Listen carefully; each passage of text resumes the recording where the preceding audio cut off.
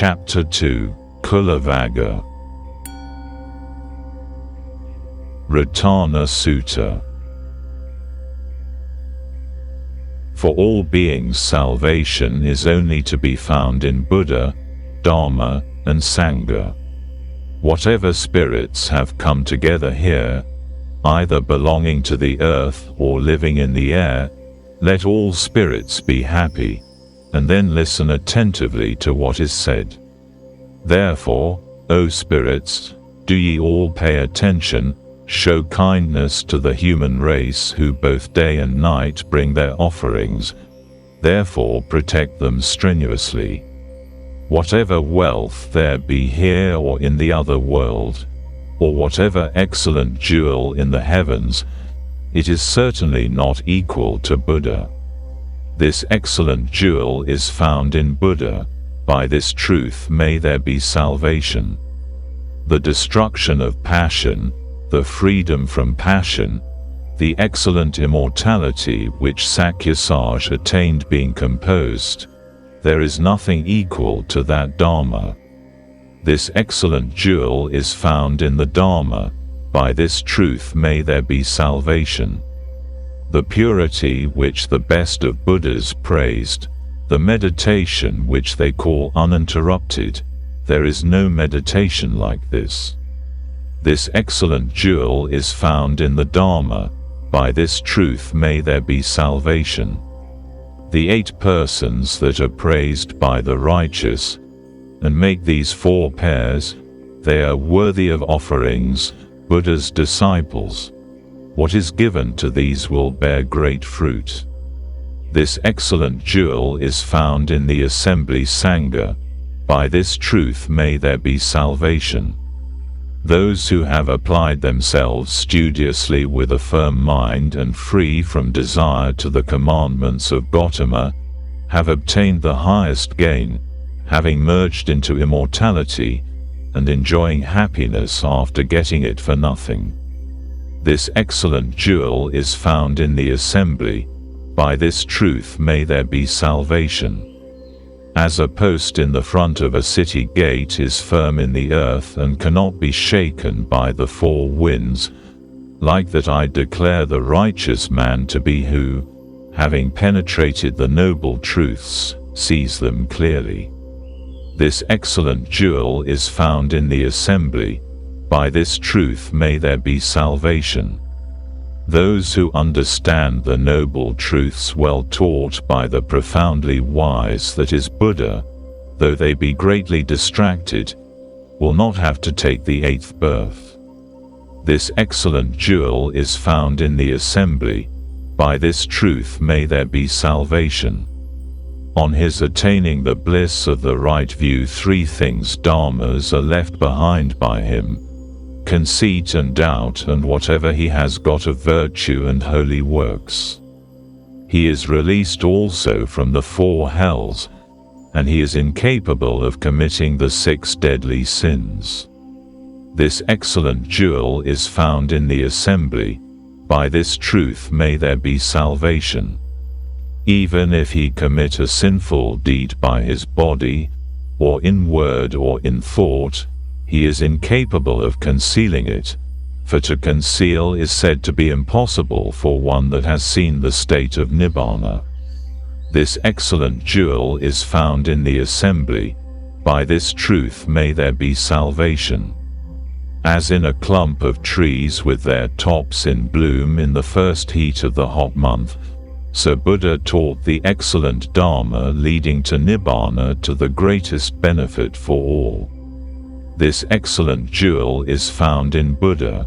By this truth may there be salvation.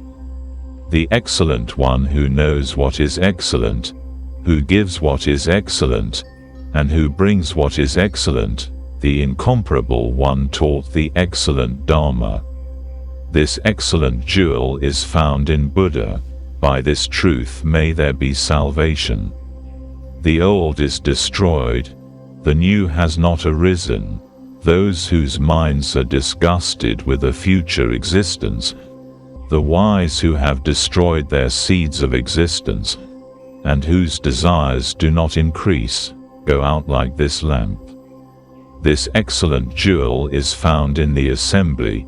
By this truth may there be salvation.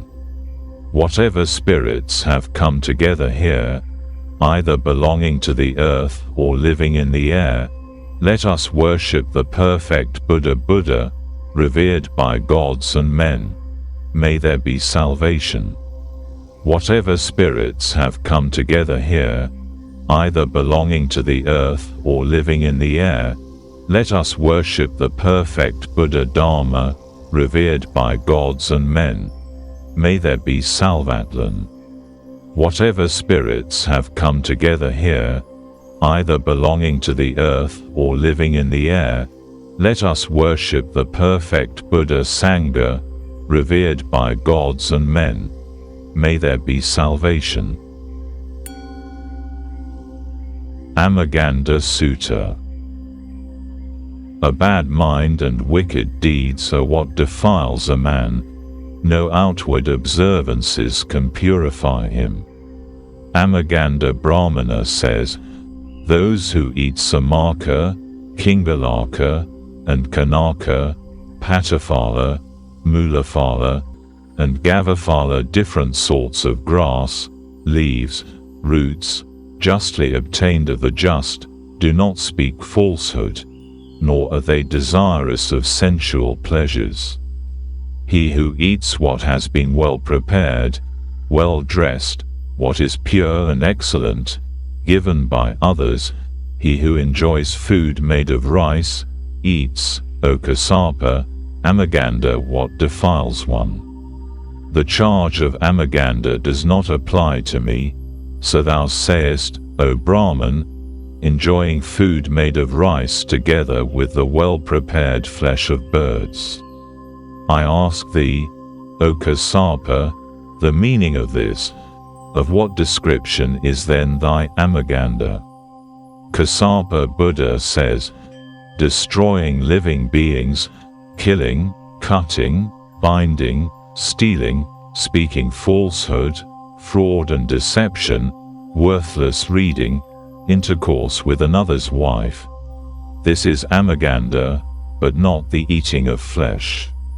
Those persons who in this world are unrestrained in enjoying sensual pleasures, greedy of sweet things, associated with what is impure, skeptics, unjust, difficult to follow. This is Amaganda, but not the eating of flesh. Those who are rough, harsh, backbiting, treacherous, merciless, arrogant, and who, being illiberal, do not give anything to anyone. This is Amaganda, but not the eating of flesh. Anger, intoxication, obstinacy, bigotry, deceit, envy, grandiloquence, pride and conceit, intimacy with the unjust. This is Amaganda, but not the eating of flesh. Those who in this world are wicked, and such as do not pay their debts, are slanderers, false in their dealings, counterfeiters, those who in this world, being the lowest of men, commit sin. This is Amaganda, but not the eating of flesh.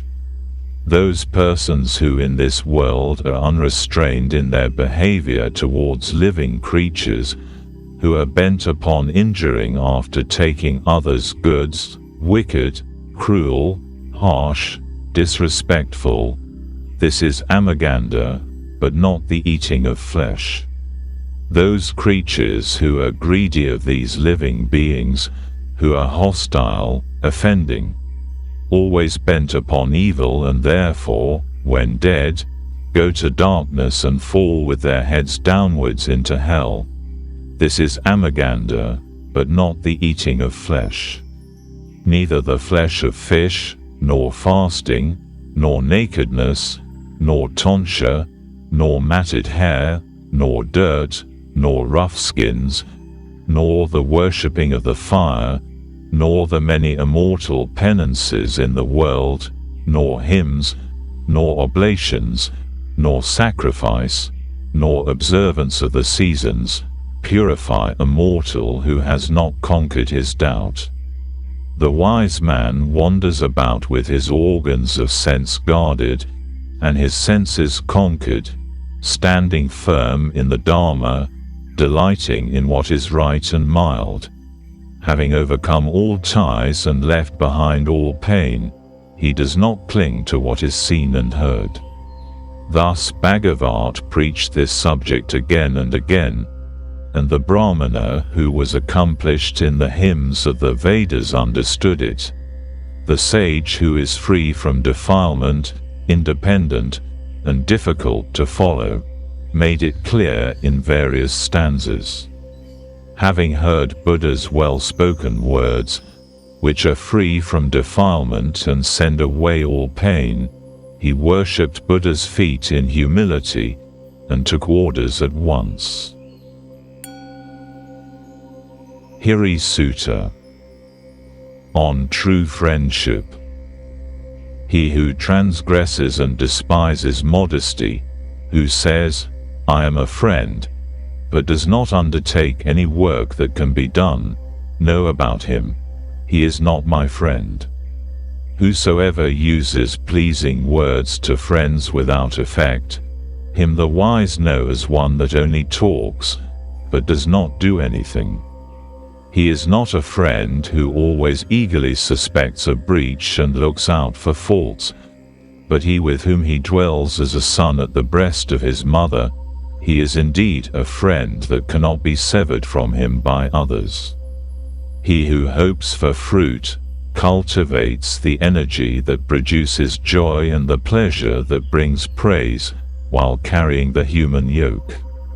Having tasted the sweetness of seclusion and tranquility, one becomes free from fear and free from sin, drinking in the sweetness of the Dharma.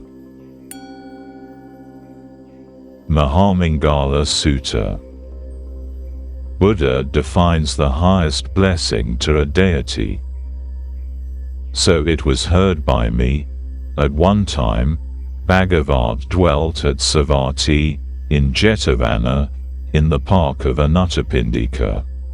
Then, when the night had gone, a deity of beautiful appearance, having illuminated the whole Jetavana, approached Bhagavat, and having approached and saluted him, he stood apart, and standing apart that deity addressed Bhagavat in our stanza, "Many gods and men have devised blessings, longing for happiness, tell thou me the highest blessing."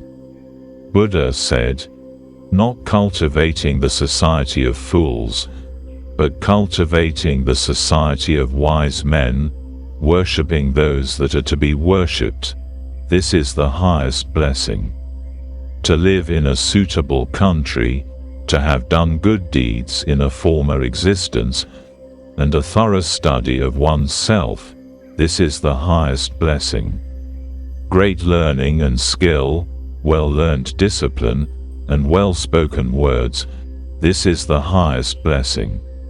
Waiting on mother and father, protecting child and wife, and a quiet calling, this is the highest blessing. Giving alms, living religiously, protecting relatives, blameless deeds, this is the highest blessing. Ceasing and abstaining from sin, refraining from intoxicating drink, perseverance in the dharmas, this is the highest blessing. Reverence and humility, contentment and gratitude, the hearing of the Dharma at due seasons, this is the highest blessing. Patience and pleasant speech, intercourse with samanas, religious conversation at due seasons, this is the highest blessing.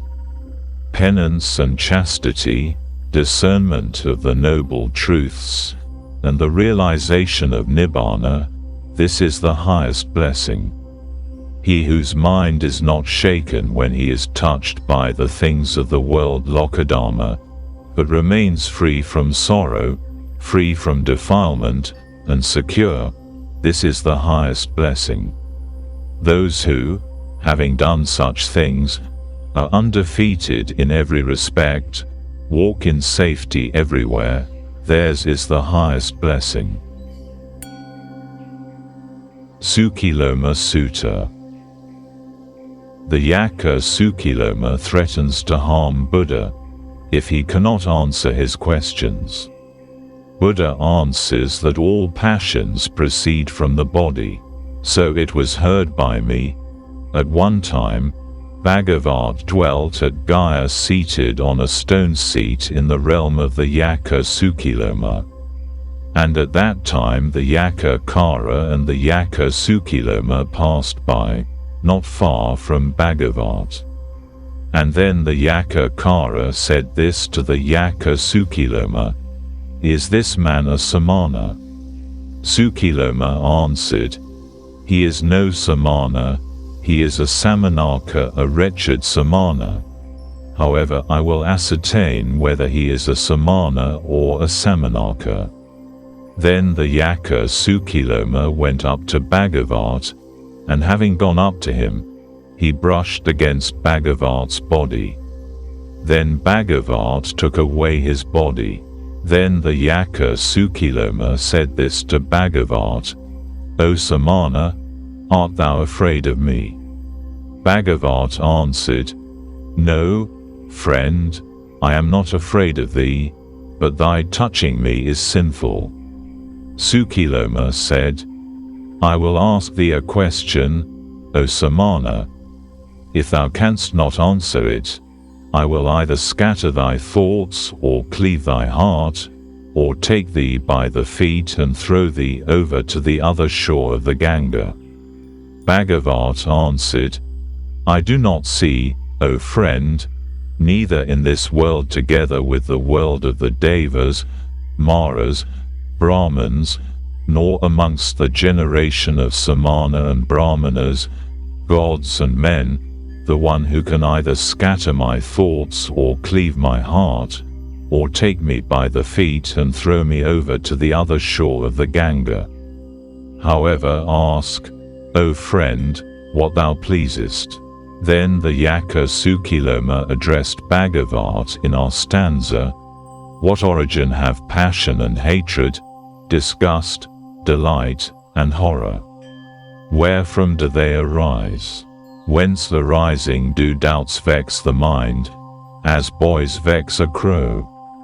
Buddha said, "Passion and hatred have their origin from this body, disgust, delight, and horror arise from this body.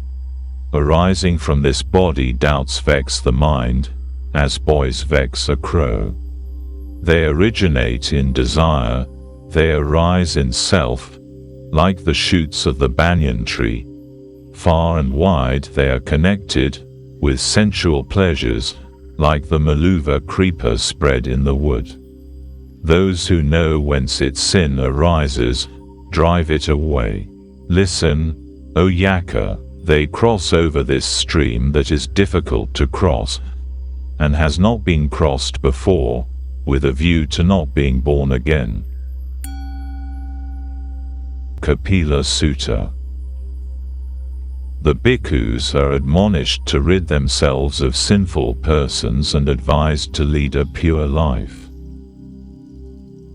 A just life, a religious life, this they call the best gem, if anyone has gone forth from house life to a houseless life. But if he be harsh-spoken, and like a beast delighting in injuring others, then the life of such a one is very wicked, and he increases his own pollution. A bhikkhu who delights in quarreling and is shrouded in folly does not understand the Dharma that is preached and taught by Buddha. Injuring his own cultivated mind, and led by ignorance, he does not understand that sin is the way leading to hell. Having gone to calamity, from womb to womb, from darkness to darkness, such a bhikkhu verily, after passing away, goes to pain.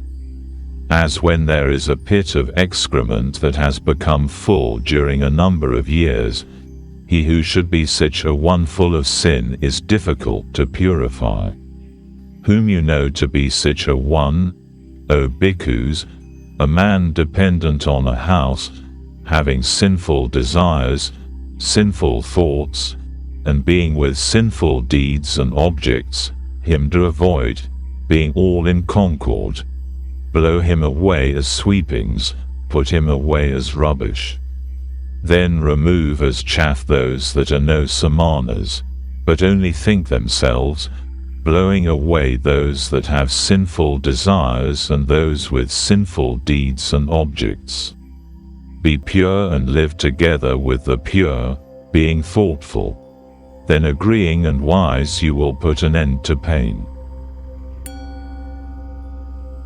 BRAHMANADMAMMIKASUTTA. Wealthy Brahmanas come to Buddha, asking about the customs of the ancient Brahmanas.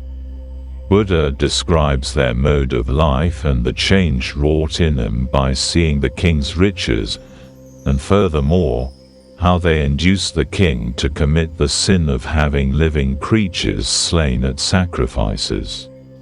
On hearing Buddha's enlightened discourse, the wealthy Brahmanas are converted. So it was heard by me, at one time, Bhagavat dwelt at Savatthi, in Jetavana, in the park of Anuttapindika. Then many wealthy Brahmanas of Kosala, decrepit, elderly, old, advanced in age, or arrived at extreme old age, went to Bhagavat, and having gone to him they talked pleasantly with him, and after having had some pleasant and remarkable talk with him, they sat down apart. Sitting down apart, these wealthy Brahmanas said this to Bhagavat: O Venerable Gautama, are the Brahmanas nowadays seen engaged in the Brahmanical customs dharma of the ancient Brahmanas? Bhagavat answered, the Brahmanas nowadays, O Brahmanas, are not seen engaged in the Brahmanical customs of the ancient Brahmanas. The Brahmanas said, let the Venerable Gautama tell us the Brahmanical customs of the ancient Brahmanas, if it is not inconvenient to the Venerable Gautama. Bhagavat answered, then listen, O Brahmanas, pay great attention, I will speak. Yes. So saying, the wealthy Brahmanas listened to Bhagavat. Bhagavat said this: the old sages Asayo were self-restrained, penitent. Having abandoned the objects of the five senses, they studied their own welfare. There were no cattle for the Brahmanas, nor gold, nor corn, but the riches and corn of meditation were for them, and Thea kept watch over the best treasure. What was prepared for them and placed as food at the door, they thought was to be given to those that seek for what has been prepared by faith. With garments variously colored, with beds and abodes, prosperous people from the provinces and the whole country worshipped those Brahmanas. Inviolable were the Brahmanas, invincible, protected by the Dharma. No one opposed them while standing at the doors of the houses anywhere. For 48 years they practiced juvenile chastity. The Brahmanas formerly went in search of science and exemplary conduct. The Brahmanas did not marry a woman belonging to another caste, nor did they buy a wife. They chose living together in mutual love after having come together. Excepting from the time about the cessation of the menstruation, else the Brahmanas did not indulge in sexual intercourse. They praised chastity and virtue, rectitude, mildness, penance, tenderness, compassion, and patience. He who was the best of them, a strong Brahmana, did not even in sleep indulge in sexual intercourse. Imitating his practices, some wise men in this world praised chastity and patience. having asked for rice, beds, garments, butter, and oil, and gathered them justly, they made sacrifices out of them, and when the sacrifice came on, they did not kill cows. Like unto a mother, a father, a brother, and other relatives, the cows are our best friends, in which medicines are produced. They give food, and they give strength. They likewise give a good complexion and happiness. Knowing the real state of this, they did not kill cows. They were graceful, large, handsome, renowned, Brahmanas by nature, zealous for their several works. As long as they lived in the world, this race prospered. But there was a change in him. After gradually seeing the king's prosperity and adorned women, well-made chariots drawn by noble horses, carpets in variegated colors, palaces and houses, divided into compartments and measured out, the great human wealth, attended with a number of cows, and combined with a flock of beautiful women, the Brahmanas became covetous. They then, in this matter, having composed hymns, went to Okaka, and said, Thou hast much wealth and corn, sacrifice thy great property, sacrifice thy great wealth. And then the king, the lord of chariots, instructed by the Brahmanas, brought about Asameda, Purasameda, Sammapasa, and Vakapeya without any hindrance, and having offered these sacrifices he gave the Brahmanas wealth, cows, beds, garments, and adorned women, and well-made chariots, drawn by noble horses, carpets in variegated colors, beautiful palaces, well divided into compartments. And having filled these with different sorts of corn, he gave this wealth to the Brahmanas. And they, having thus received wealth, wished for a store, and the desire of those who had given way to their wishes increased still more. They then, in this matter, having composed hymns, went again to Okaka, and said, As water, earth, gold, wealth, and corn, even so are their cows for men, for this is a requisite for living beings. Sacrifice thy great property, sacrifice thy wealth. And then the king, the lord of chariots, instructed by the Brahmanas, caused many 100,000 cows to be slain in offerings. The cows, that are like goats, do not hurt anyone with their feet or with either of their horns. They are tender, and yield vessels of milk. Seizing them by the horns, the king caused them to be slain with a weapon.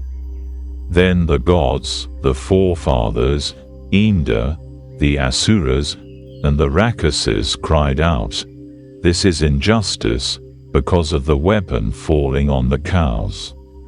There were formerly 3 diseases, desire, hunger, and decay, but from the slaying of cattle there came 98.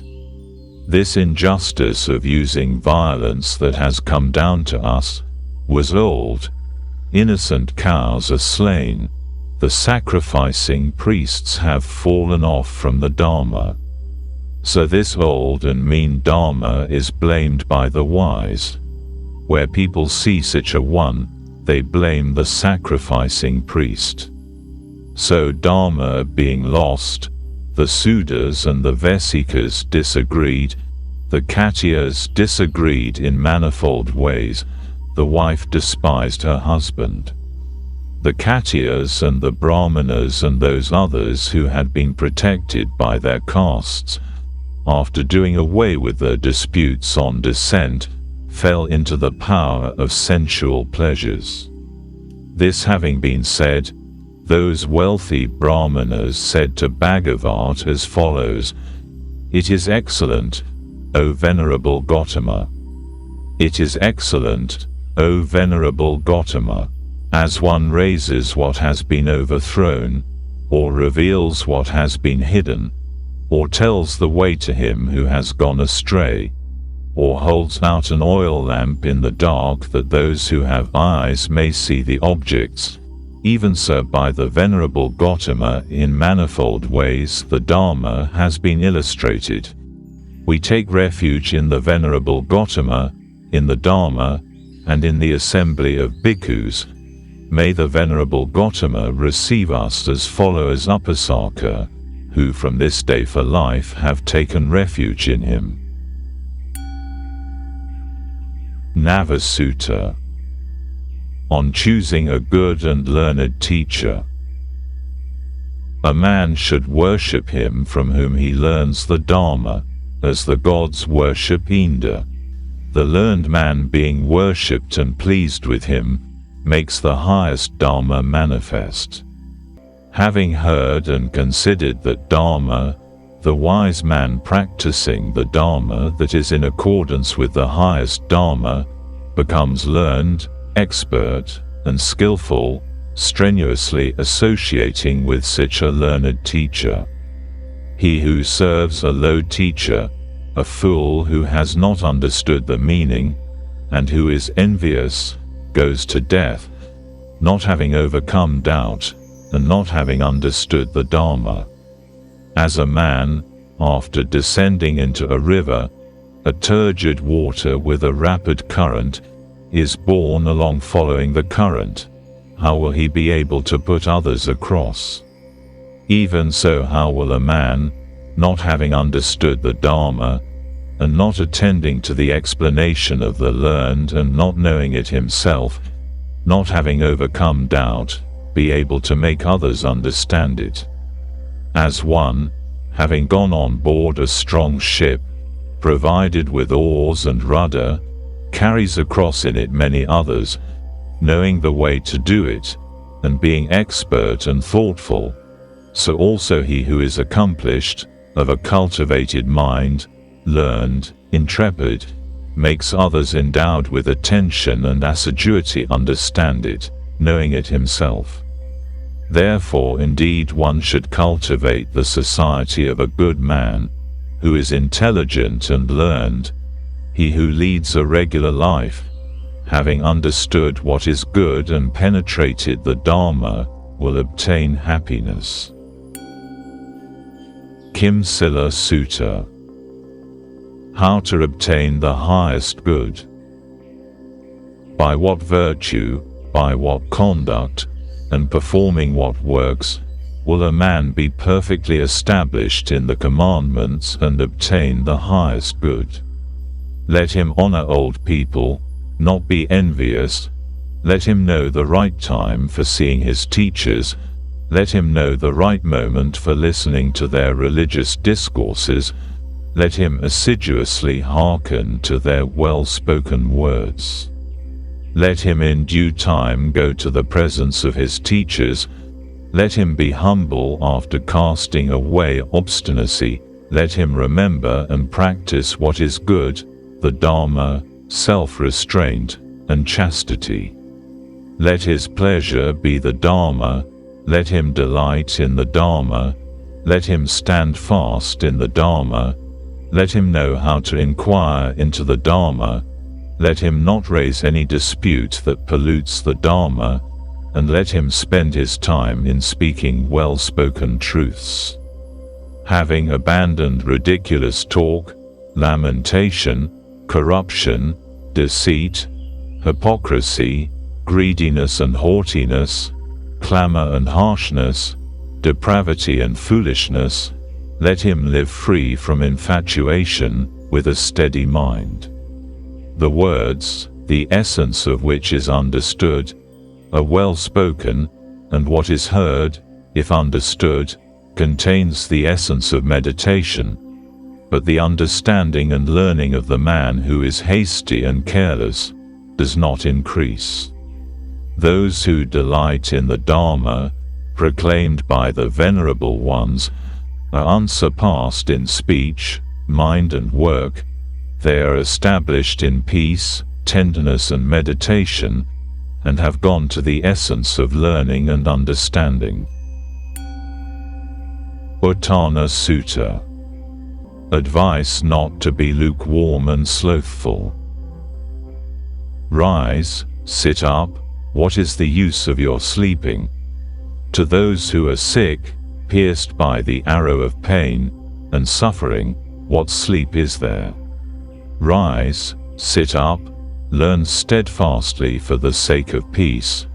Let not the king of death, knowing you to be indolent pamata, befool you and lead you into his power.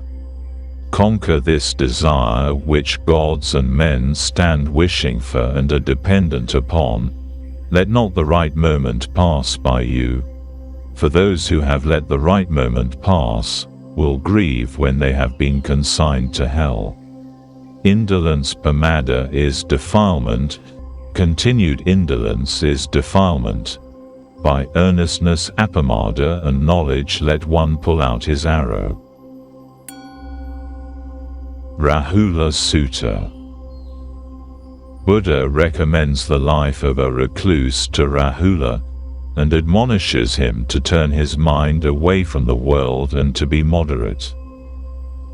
Bhagavat said, "Dost thou not despise the wise man, from living with him constantly? Is he who holds up a torch to mankind honored by thee?" Rahula said, "I do not despise the wise man, from living with him constantly. He who holds up a torch to mankind is always honored by me." Bhagavat said, "Having abandoned the objects of the five senses, the beautiful, the charming, and gone out from thy house with faith, do thou put an end to pain. Cultivate the society of virtuous friends and a distant dwelling place, secluded and quiet. Be moderate in food. Robes, alms in bowl, requisites for the sick, a dwelling place. Do not thirst after these things, that thou mayest not go back to the world again.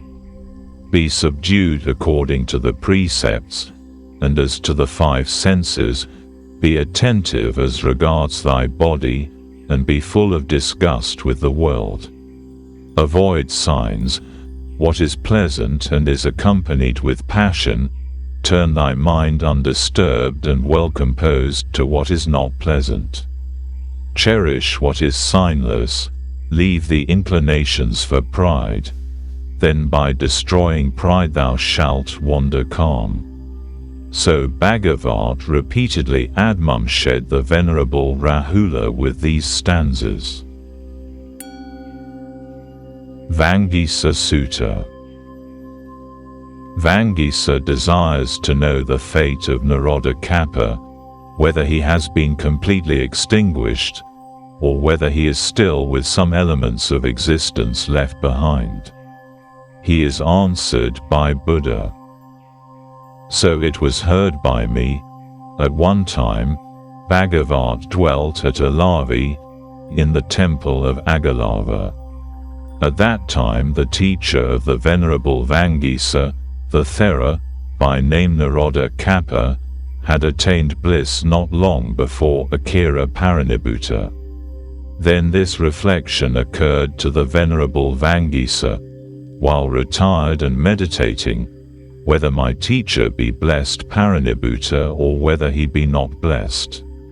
Then the Venerable Vangisa, at the evening time, coming forth from his retirement went to Bhagavat, and having gone to him he sat down apart after saluting him, and sitting down apart the Venerable Vangisa said this to Bhagavat, "Lord, while retired and meditating, this reflection occurred to me here, whether my teacher be blessed or whether he be not blessed." Then the Venerable Vangisa, rising from his seat, throwing his robe over one shoulder and bending his joined hands towards Bhagavat, addressed him in stanzas. "We ask the Master of excellent understanding, he who in this world had cut off doubt, died at Agalava, a bhikkhu, well known, famous, and of a calm mind. The name Naroda Kappa was given to that Brahmana by thee, O Bhagavat. He wandered about worshipping thee, having liberation in view, strong, and seeing Nibbana. O Sakka, thou all-seeing, we all wish to learn something about this disciple. Our ears are ready to hear. Thou art our master, thou art incomparable. Cut off our doubt, tell me of him, inform us of the blessed, O thou of great understanding, speak in the midst of us, O thou all-seeing, as the thousand-eyed Sakka speaks in the midst of the gods. Whatever ties there are in this world constituting the way to folly, combined with ignorance, forming the seat of doubt, they do not exist before Buddha, for he is the best eye of men. If a man does not forever dispel the sin as the wind dispels a mass of clouds, all the world will be enveloped in darkness, not even illustrious men will shine. Wise men are light bringers, therefore, O wise man, I consider thee as such a one. We have come to him who beholds meditation, revealed Kappa to us in the assembly. Uplift quickly, O thou beautiful one, thy beautiful voice, like the swans drawing up their necks, sings softly with a rich and well-modulated voice. We will all listen to thee attentively. Having earnestly called upon him who has completely left birth and death behind and shaken off sin, I will make him proclaim the Dharma, for ordinary people cannot do what they want, but the Buddhas act with a purpose. This full explanation by thee, the perfectly wise, is accepted. This last clasping of the hands is well bent, O thou of high wisdom, knowing Kappa's transmigration, do not delude us. Having perfectly comprehended the Dharma of the Venerable Ones, do not delude us, O thou of unsurpassed strength, knowing everything. As one in the hot season pained by the heat longs for water, so I long for thy words. Send a shower of learning. The rich religious life which Kapayana led, has not that been in vain to him? Has he been completely extinguished? Or is he still with some elements of existence left behind? How he was liberated, that we want to hear. Bhagavat, he cut off the desire for name and form in this world. So said Bhagavat, Kanhas, that is Mara's stream, adhered to for a long time, he crossed completely birth and death. So said Bhagavat, the best of the 5 Brahmanas. Vangisa, having heard thy word, O thou the best of the Isis, I am pleased. Not in vain have I asked, the Brahmana did not deceive me. As he talked so he acted, he was a true disciple of Buddha, he cut asunder the outspread strong net of deceitful death. Kapayana saw, O Bhagavat, the beginning of attachment. Kapayana verily crossed the realm of death, which is very difficult to cross. SAMMＡPARIBBÂGANIYASUTTA. The right path for a bhikkhu. We will ask the sage of great understanding, who has crossed, gone to the other shore, is blessed, and of a firm mind. How does a bhikkhu wander rightly in the world, after having gone out from his house and driven away desire? He whose ideas of omens, meteors, dreams and signs are destroyed, so said Bhagavat, such a bhikkhu who has abandoned the sinful omens, wanders rightly in the world. Let the bhikkhu subdue his passion for human and divine pleasures, then after conquering existence and understanding the Dharma, such a one will wander rightly in the world. Let the bhikkhu, after casting behind him slander and anger, abandon avarice and be free from compliance and opposition, then such a one will wander rightly in the world. He who, having left behind both what is agreeable and what is disagreeable, not seizing upon anything, is independent in every respect and liberated from bonds, such a one will wander rightly in the world. He does not see any essence in the upadas. Having subdued his wish and passion for attachments, he is independent and not to be led by others, such a one will wander rightly in the world. He who is not opposed to any one in word, thought or deed, who, after having understood the Dharma perfectly, longs for the state of Nibbana, such a one will wander rightly in the world.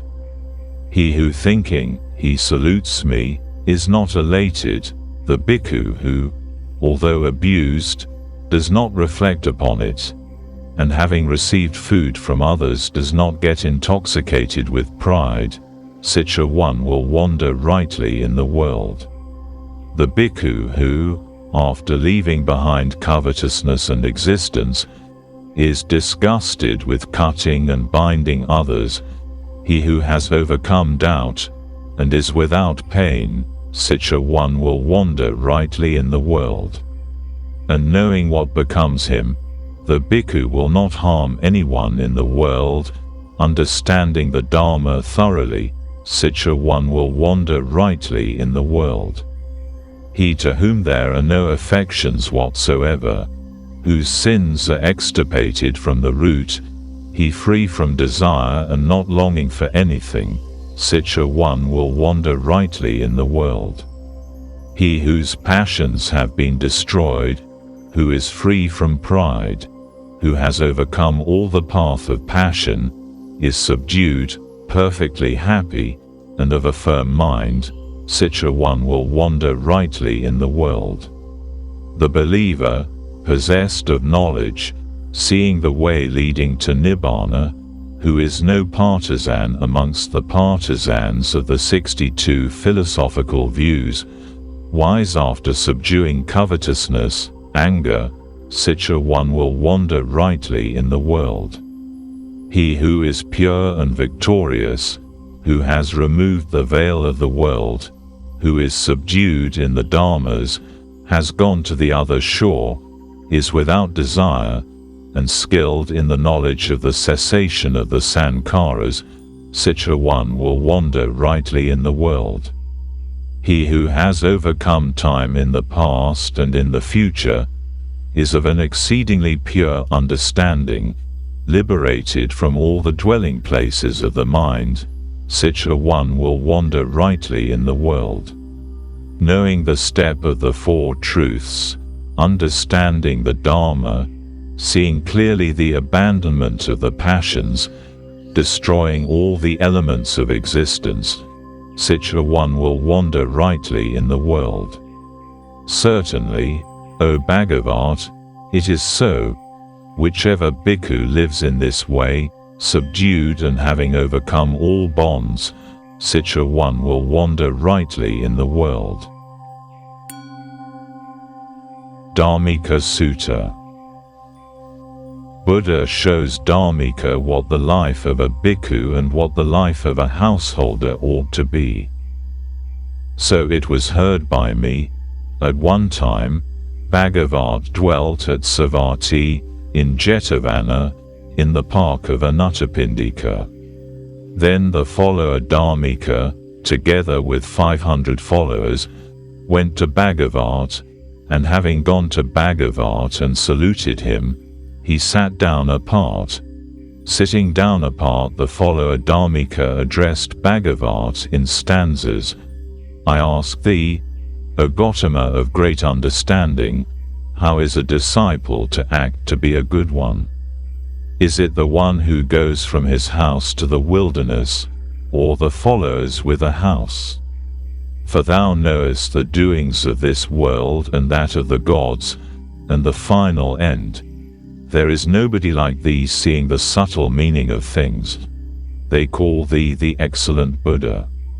Knowing all knowledge thou hast revealed the Dharma, having compassion on creatures, thou hast removed the veil of the world, thou art all-seeing, thou shinest spotless in all the world. The king of elephants, Eravana by name, hearing that thou Jina the conqueror, came to thy presence, and having conversed with thee he went away delighted, after listening to thee, and saying, Very good. Also King Vesavana Kavera came to ask thee about the Dharma. Him, too, thou, O wise man, answeredst when asked, and he also after listening was delighted. All these disputatious Titias and Agavakas and Nigantas do not any of them overcome thee in understanding, as a man standing does not overcome the one that is walking quickly.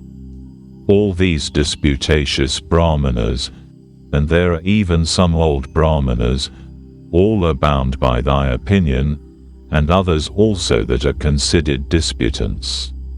This subtle and pleasant Dharma that has been well proclaimed by thee, O Bhagavat, and which we all long to hear, do thou, O thou best of Buddhas, speak to us when asked. Let all these bhikkhus and also upasakas that have sat down to listen, hear the Dharma learnt by the stainless Buddha, as the gods hear the well-spoken words of Vasava.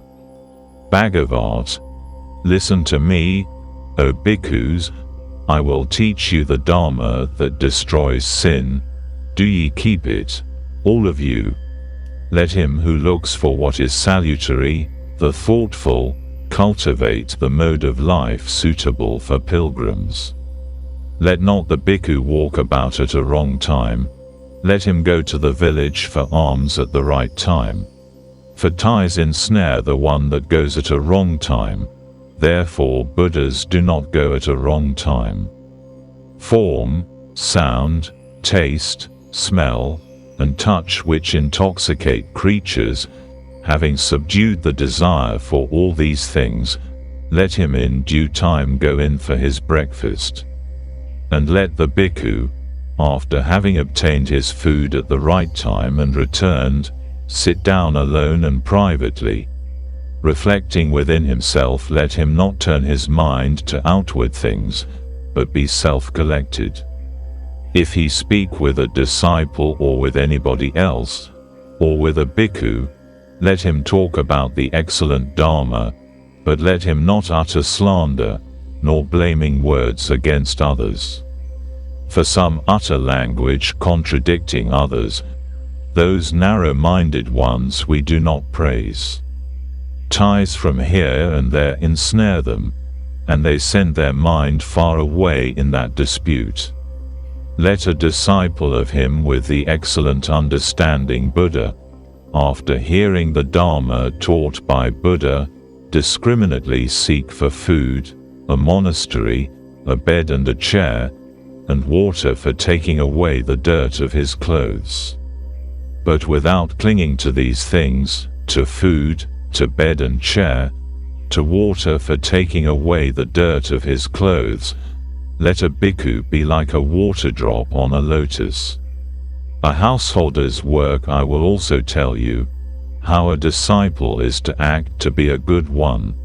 For that complete bhikkhu dharma cannot be carried out by one who is taken up by worldly occupations. Let him not kill, nor cause to be killed any living being, nor let him approve of others killing, after having refrained from hurting all creatures, both those that are strong and those that tremble in the world. Then let the disciple abstain from taking anything in any place that has not been given to him, knowing it to belong to another. Let him not cause anyone to take, nor approve of those that take. Let him avoid all sort of theft. Let the wise man avoid an unchaste life as a burning heap of coals. Not being able to live a life of chastity, let him not transgress with another man's wife. Let no one speak falsely to another in the hall of justice or in the hall of the assembly. Let him not cause anyone to speak falsely, nor approve of those that speak falsely. Let him avoid all sort of untruth. Let the householder who approves of this Dharma not give himself to intoxicating drinks. Let him not cause others to drink, nor approve of those that drink, knowing it to end in madness. For through intoxication the stupid commit sins and make other people intoxicated. Let him avoid this seat of sin, this madness, this folly, delightful to the stupid. Let him not kill any living being. Let him not take what has not been given to him. Let him not speak falsely. And let him not drink intoxicating drinks. Let him refrain from unchaste sexual intercourse.